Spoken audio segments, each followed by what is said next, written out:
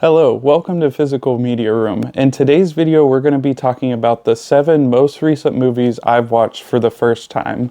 Now, we're going to be talking about today some movies from this year, like The Monkey and Hell House LLC Lineage, but we're also going to be talking about some really good classic movies that I just hadn't gotten around to seeing, like Sorcerer 1977, and we're also going to be talking about some movies from the past few years that I've just been meaning to check out and never got around to it, but now I finally have, and we're going to talk about all that today.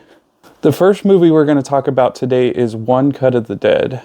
This is a Japanese zombie film from 2017, and I really enjoyed this movie. The plot is very unique and original, and it's kind of hard to talk about this film without spoiling it, but I'm going to do my best.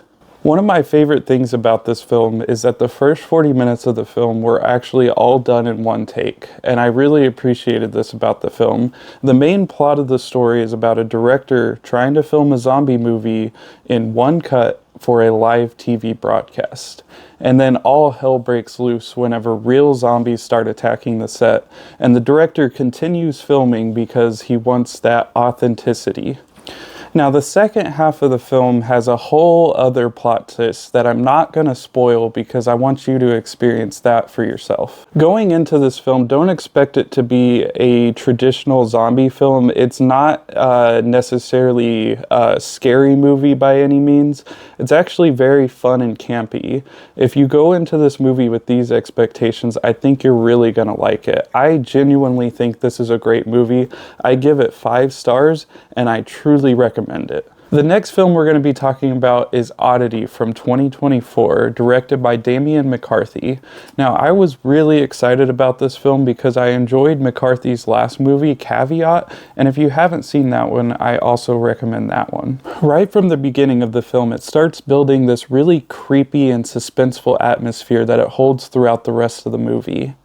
The main plot of this movie is this woman who lives in this remote home just outside of the city is brutally murdered, and her twin sister, Danny, is trying to unravel the mystery of her murder. Danny has a connection to the supernatural, and she uses various haunted items to help solve the mystery of her sister's murder.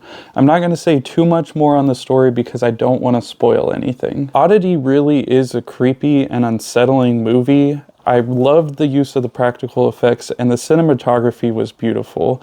If you have not seen this movie, I highly recommend it. The next movie I watched for the first time is Materialists. Materialists is a 2025 romantic comedy starring Dakota Johnson, Chris Evans, and Pedro Pascal. It comes from the studio A24, and I'll watch almost anything that comes from A24 because they've shown themselves to release high-quality movies almost always. The main plot of the movie follows a character named Lucy, played by Dakota Johnson, who's a matchmaker in New York City who seemingly can find love for anyone but herself. Then she meets this person who seems to be the ideal man, played by Pedro Pascal. He has a 6-figure salary, a penthouse apartment, and seemingly no baggage. And then her ex-boyfriend comes into the picture, played by Chris Evans, who she seemingly still loves, and now she must decide between the two. Now, I usually enjoy watching romance movies. There's some that I don't like because there's a lot of cliches in them, but honestly, this one fell short for me. I didn't feel a lot of the emotions that I want to feel from a movie like this. Now, I do still think this movie was well written and well directed, and so I still give this movie 3.5 stars, but I just don't see this being a movie that I'm actually going to go back and watch again in the future.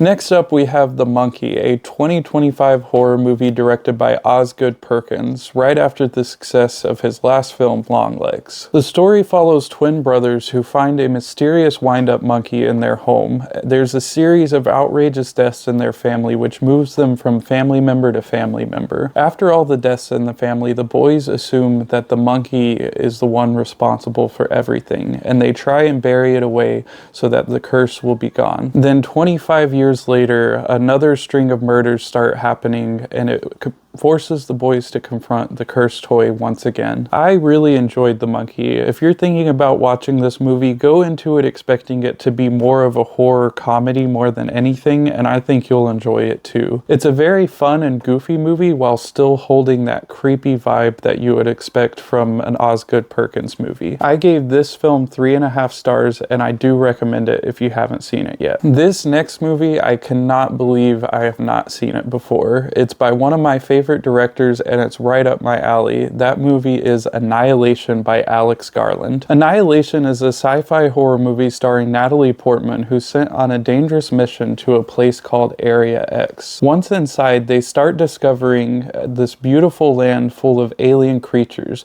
They must fight to survive to complete their mission. I can't say much more about the story without spoiling it because I want you to experience this for yourself. I really enjoyed this movie and its unique take on an alien film. As expected from Alex Garland, the movie was absolutely beautiful and the cinematography was amazing. I feel like this movie captured a very Lovecraftian feeling as it explores its themes of life and death in the cosmic unknown. I really enjoyed this movie and I give it 4 stars, and I definitely recommend this one if you have not seen it yet. The next movie we're talking about is Hell House LLC Lineage. Now this came out this year. This is the 5th movie in the Hell House franchise. Now this franchise has had its ups and downs, and I was really excited to see this one because the last film, Carmichael Manor, was so good. This movie definitely fell short for me, and it wasn't a well-directed movie. The script was very mediocre, and the acting definitely did not help anything. There still are some scary moments in the film that I think were really good, but overall, this is just a terrible movie, and if I was ever going to go back and rewatch any of the Hell House movies, it would probably either be the first one or Carmichael Manor, which was my favorite. I honestly can't recommend this movie, and I feel like it was one of the worst horror movies that I saw in 2025. Now we're going to talk about probably the best movie on this list, and that is Sorcerer 1977, directed by William Friedkin.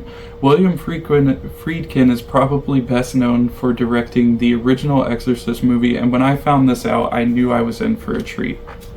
Now this one isn't a horror movie like The Exorcist. This one is more of like an action thriller.